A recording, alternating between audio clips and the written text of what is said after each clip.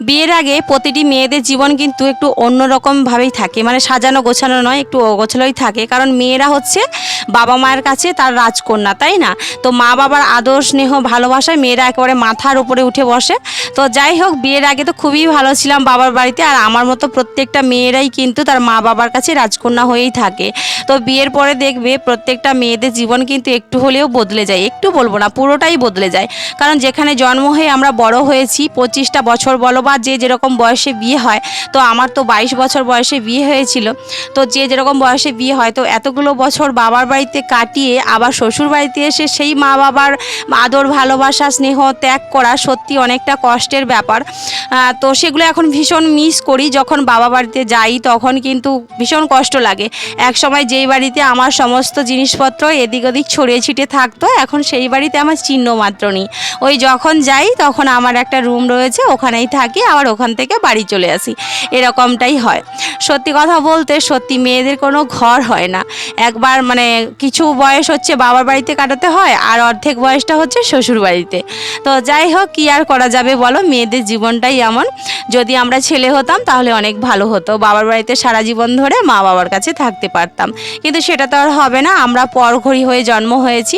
তো সেই জন্যই বলি, বিয়ের পরে না মেয়েদের জীবনটা সম্পূর্ণই বদলে যায়। একটা ছেলে কিংবা মেয়ে যখন বিয়ে দেওয়া হয়, তাদের জীবনটা অন্যরকমভাবেই চলতে থাকে।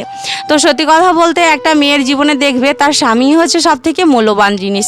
স্বামী যদি তোমার জীবনে না থাকে না, তাহলে তুমি দেখবে এই দুনিয়ায় কেউ তোমার খোঁজ খবর কিছুই নেবে না, আর দিন শেষে কেউ জিজ্ঞাসাও করবে না ঠিক তুমি কেমন আছো, তুমি ভালো আছো তো।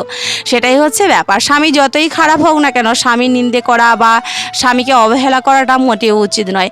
একটা মেয়ে কিন্তু পারে তার স্বামীকে আদর মানে স্নেহ ভালোবাসা দিয়ে তাকে আগলে রাখতে, একটা খারাপ মানুষ থেকে ভালো মানুষে পরিবর্তন করতে।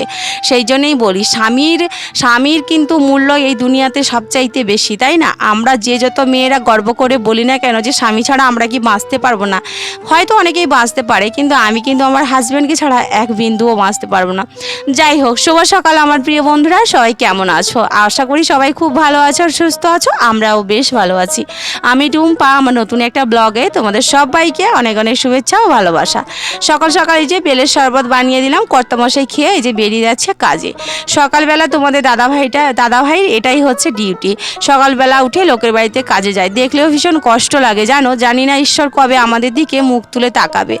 এই মানুষটাকে দেখলে ভীষণ কষ্ট হয়, কারণ সেই সারাদিন এই রোদে গরমে লোকের বাড়িতে গিয়ে কাজবাজ করে আবার সেই সন্ধ্যে 7টার সময় বাড়ি ফিরে এসে ভীষণ ক্লান্ত হয়ে পড়ে। কিন্তু কিছু করার নেই। সবচাইতে কি বলতো, মেয়েদের থেকে আমরা মেয়েরা যেমন সংসার সামলাই, বাচ্চা সামলাই, সংসারের সমস্ত দায়িত্ব কর্তব্য সামলাই, কিন্তু পুরুষ মানুষেরও কিন্তু দায়িত্ব কর্তব্য খুব কম নয়, তাই না? তারা কিন্তু তাদের মাথায় একটা টেনশন থাকে যে দিন শেষে তারা তার স্ত্রী সন্তানের মুখে মানে কিভাবে অন্ন তুলে দেবে। এটা কিন্তু তাদের হচ্ছে সবচাইতে বড় দায়িত্ব। শুধু কি অন্ন তুলে দেওয়া, তাদের ভালো মন্দ অসুস্থতা সব কিছু বিপদে আপদে ঝাঁপিয়ে পড়ার নামই হলো স্বামী।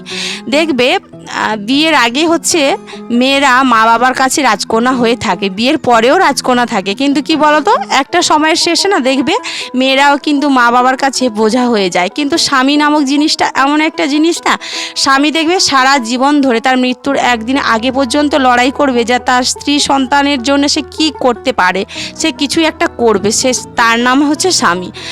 তো সেটাই হচ্ছে ব্যাপার। তো তোমাদের সবাইকে বলবো, সংসারে যতই ঝগড়াঝাটি অশান্তি হোক না কেন, স্বামীকে কখনো অবহেলা করো না।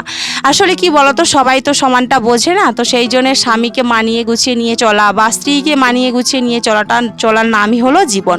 আর যার স্বামী ভালো হয় তার জীবন তো আলোয় আলোকিত, তার জীবনে হাজার অভাব অনটন থাকলেও সেটা কোনো ব্যাপার নয়। স্বামী ভালো হলে, স্বামী স্ত্রীর সম্পর্ক ভালো হলে ব্যাস সংসার সুখের। তো আমরা সেভাবেই রয়েছি। এদিকে দেখো সকালবেলা বিছানাটা ভাঁজ করে এখন সকালে আমি মেয়েকে স্কুলে দিয়ে চলে এসেছি, সেটা আর ভিডিও ক্যাপচার করিনি। চলো এখন এই যে বেরিয়ে পড়েছি ব্যাগ নিয়ে, দেখতেই পাচ্ছ। তো মামামের জন্য মামামের স্কুলে খাবার নিয়ে যাব।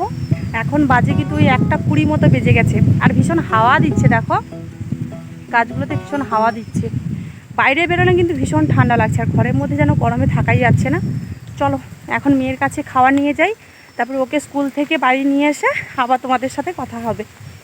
আর আজকে না রোদ্দুরটা অনেকটাই কম রয়েছে, মেঘলা মেঘলা ওয়েদার। হাঁপিয়ে গেছি। মেয়েকে স্কুলে দিয়ে গেছিলাম একটু বাজারে, ওখান থেকে ফিরে এসে রান্না করেছি, তোমরা তো দেখলে ডাল আর আলু ভাজা করে এই যে বেরিয়ে পড়েছি। চলো এখন যাই। তারপরে কিন্তু রান্না বান্না করে গেছিলাম মেয়েকে খাওয়াতে, আর আমিও ওখানেই খেয়ে নিয়েছি। আমার ভাতটা নিয়ে গেছিলাম, ওই ডাল আর আলু ভাজা করেছি, একটু টক ডাল করেছিলাম, তোমরা তো দেখেছো। এখন বাজে ওই 3:10-15 মতো, মেয়ের স্কুল ছুটি হয়ে গেছে, আর রোদ্দুরটা দেখেছো একেবারে ঝলমল ঝলমল করছে। চলো আমরা এখন বাড়ি চলে এসেছি, এখন মাম্মামকে ফ্রেশ করাবো, আমি একটু ফ্রেশ হয়ে এখন আমরা একটু লম্বা ঘুম দেবো। তারপরে বিকেলবেলা উঠে তো কাজবাজ রয়েছে, দেখতেই পাচ্ছ মাম্মাম দৌড়ে দৌড়ে বাড়ি চলে যাচ্ছে। তো যাই হোক, মেয়েকে ঘুম করিয়ে দিয়েছি। জানো এত রোদ্দুর আর এত গরম, বাচ্চারা না সারাদিন দেখবে সেই সকালবেলা ঘুম থেকে উঠে পড়াশোনা করে, আবার সেই ফ্রেশ হয়ে স্নান করে খাওয়া দাওয়া করে স্কুলে যায়, আর স্কুলে তো সারাদিন ঘুমাতেই পায় না। তো সেই জন্য বাড়িতে এসে না ভীষণ ক্লান্ত হয়ে যায়। শীতের দিনটাতে অতটা ক্লান্ত হয় না, বিশেষ করে বাচ্চারা না শীতের দিনটা তো অনেকটাই বেলা ছোট, ওই জন্য ক্লান্ত হয়ে পড়ে না, আর ঠান্ডা ঠান্ডা ওয়েদার থাকে। কিন্তু গরমের দিনে বাচ্চারা ভীষণ ক্লান্ত হয়ে পড়ে, শুধু কি বাচ্চারা, আমরাও ক্লান্ত হয়ে পড়ি। তো যাই হোক, আমি একটু রেস্ট নিয়ে এই যে দেখো উঠে পড়েছি। লোকের বাড়ি থেকে না একটু গোবর আনলাম, কারণ গোবর না হলে তো এই যে ঘর উঠোন কিছুই ঝাড়া মোছা করা যায় না, মানে পরিষ্কার পরিচ্ছন্ন করা যায় না, লিপা মোছা যায় না। ওই জন্য গোবরটাকে নিয়ে এসে বালতির মধ্যে রাখলাম। আর এদিকে দেখো এত রোদ্দুর হয়েছে না, আমি ভাবলাম এই আমটা না আমার কিছুতেই রোদ্দুরে দিতে মনে ছিল না। তো হঠাৎ করেই মনে পড়লো যে আচার বানাবো বলে আমটা কেটে রেখেছিলাম নুন হলুদ মাখিয়ে, ভুলেই গেছি সারাদিন। তো সেই জন্য দেখো এখানে অনেকটা রোদ্দুর রয়েছে। ভাবলাম বিকেলবেলা, মানে এখন কটা বাজে জানো, ওই 3:45 মতো বাজে, তো 5টা 5:30 পর্যন্ত এখানে ভালো মতো রোদ্দুর দেবে। তো সেই জন্যই ভাবছি এখানে একটু রোদ্দুর দিয়ে দিই, আবার রোদ্দুরটা তো একটু অন্যদিকে চলে যাবে, আবার বেলাটা যত গড়িয়ে যাবে, মানে যতদূর রোদ্দুর যাবে আমি এরকম এটাকে টেনে টেনে নিয়ে যাবো এই বস্তাটাকে।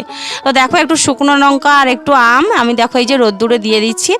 তো এগুলো আচার হবে, তো জন্য আমগুলোতে নুন হলুদ মাখিয়ে রেখেছি। আর এই বছরে প্রথম হচ্ছে আমাদের বাড়িতে আচার বানাবো, তো কবে বানাবো জানি না। মোটামুটি চিনি এখনও বাড়িতে আসেনি, তো চিনি গুড় এগুলো দিয়ে কিন্তু আমের আচার বানালে খেতে ভীষণ ভালো লাগে। চলো এখন আমগুলোকে রোদ্দুরে দিয়ে তারপরে হচ্ছে পুরো ঘরটা না হচ্ছে ঝাঁট দেবো, আর উঠোন ঝাঁট দেবো, কল থেকে জল নিয়ে আসবো, সব কিছু করবো। তারপরে তো সন্ধেবেলা সন্ধে প্রদীপ জ্বালিয়ে তারপরে হচ্ছে মেয়েকে পড়তে বসাবো। তো বন্ধুরা তোমরা কিন্তু একেবারেই ভালোবাসা দিচ্ছ না, 2-1জনই আমাকে কমেন্ট বক্সে কমেন্ট করো, তার আগে কেউ করোই না। সত্যি তোমরা কি আমাকে সত্যিই ভুলে গেছো? প্লিজ তোমরা আমাকে মিষ্টি মিষ্টি কমেন্ট করো, আর ভিডিওটা ভালো লাগলে অবশ্যই লাইক করো, কমেন্ট করো, আর ভিডিওটা ভালো লাগলে শেয়ার করে দিও। আর দেখো এই যে জামা কাপড়গুলো মেলা ছিল, সেগুলো এখন আমি তুলে নিলাম, নিয়ে কিন্তু এখন ঘরে নিয়ে যাব, আর ঘরে নিয়ে গিয়ে ভাঁজ করে রেখে দেবো। তোমাদের দাদাভাই ফোন করেছিল, তো ওরা এখন কাজ শুরু করে দিয়েছে। ওদের কাজ বন্ধ হয় সেই বেলা 12টার সময়, আর আবার খাওয়া দাওয়া করে লোকের বাড়িতে রেস্ট করে আবার 3টে থেকে কাজ শুরু হয়। তো এদিকে দেখো রাতের রান্না করেছি ডাল আর আলু ভাজা, রাতে করেছি মুসুর ডাল আর আলু ভাজা, আর যেহেতু শনিবার উচ্ছে আলু ভাজা করেছি। আজকে সারাদিনটা কিন্তু এই ডাল আর আলু ভাজা দিয়েই চলে গেল। চলো আজকে ব্লগটা এখানেই শেষ করছি, টাটা।